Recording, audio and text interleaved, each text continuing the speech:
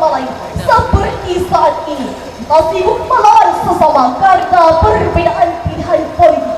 Belum lagi konflik yang ditimbulkan karena perbedaan suku, agama, ras, dan antar golongan.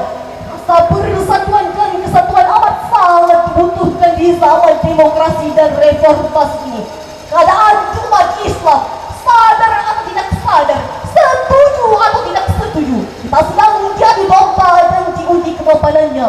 Hampir setiap saat hadirin kita dipertontonkan dengan tontonan yang sangat kontras dengan apa yang disyariatkan oleh Allah dan Rasulnya. Kita semua menghirup udara demokrasi tanpa mengeringkan menganalisa resistensi dari virus yang ditebarkan. Euforia demokrasi yang memberi kebebasan dan menjunjung tinggi hak asasi manusia bukan tidak punya risiko dan tujuan, tetapi merupakan sebuah konspirasi bagi kekuatan musuh-musuh bangsa dan Islam. Kita lihat hadirin, pemilihan langsung, mulai dari pemilihan kepala desa sampai kepala negara, telah menorehkan warna perbedaan dan permusuhan di antara sesama yang amat sulit untuk disatukan. Belum lagi munculnya partai politik bagaikan jamur di musim hujan, semakin mewarnai perbedaan hingga saudara dengan saudara berpisah lantaran perbedaan dukungan dan pilihan. Tak jarang terjadi perbedaan dan perselisihan yang menimbulkan pertikaian yang akhirnya nyawa pun melayang di ujung pedang. Hadirin wal hadirat rahimakumullah, melihat betapa pentingnya menjaga rasa nasionalisme dan persatuan bangsa, maka pada kesempatan ini izinkanlah kami menyampaikan sebuah syarahan yang berjudul Bersatu dalam Keberagaman untuk memperkokoh keutuhan bangsa dan agama. Berkaitan dengan uraian tersebut, mari kita dengarkan firman Allah dalam Al-Quran Surah Ali Imran ayat 103 yang akan dibacakan oleh qari'ah kami berikut ini.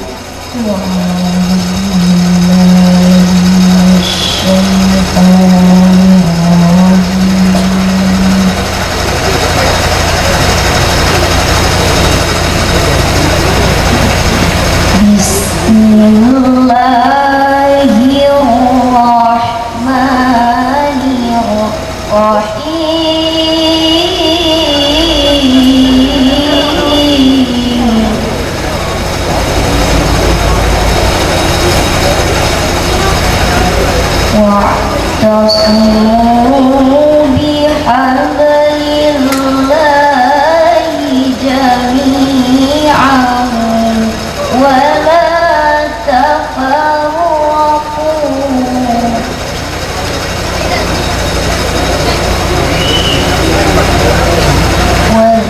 واذكروا نعمة الله عليكم إذ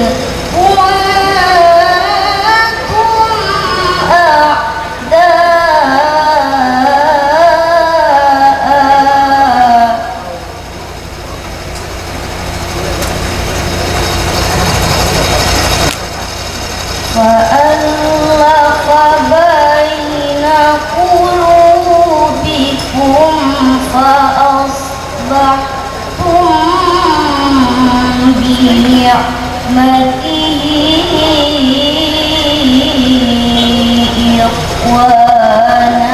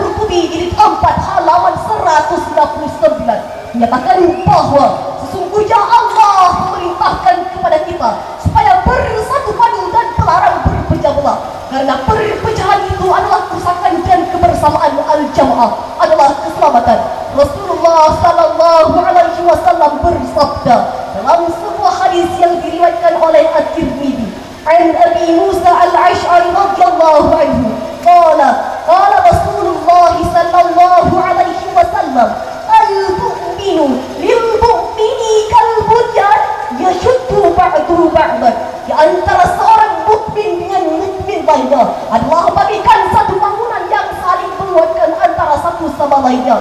Ma'asyiral muslimin wal muslimat rahimakumullah. Jika kita berkaca pada sejarah yang ada, betapa para pendiri bangsa, the founding fathers, membangun rasa kebersamaan dari berbagai kalangan yang berbeda agama, suku dan budaya untuk bersama melawan penjajah dengan semboyan lebih baik mati berkalang tanah daripada hidup dijajah. Allahu Akbar, Allahu Akbar, Allahu Akbar. Maka ciciran darah mengalir membasahi bumi pertiwi, tak dipedulikan, bahkan nyawa pun dikorbankan demi persatuan dan kesatuan bangsa.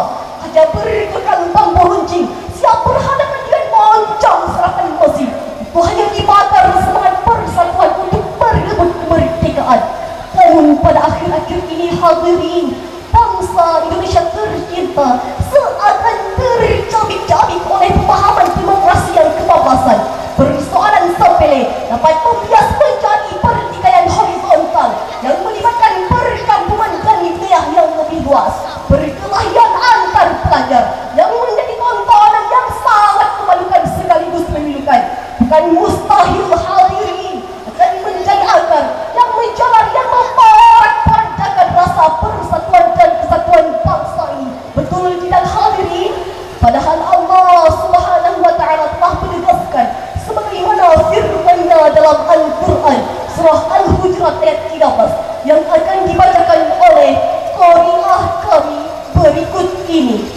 Ya ayyuhan nasu inna khalaqnakum min dzakarin wa untha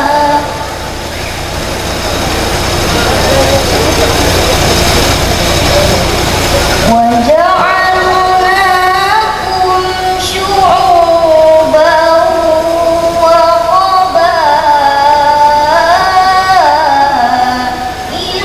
lita'arafu.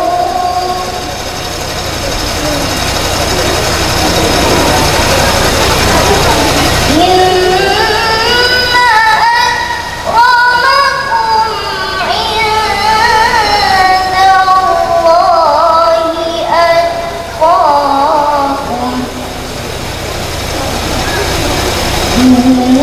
Innallaha 'alimun khabir.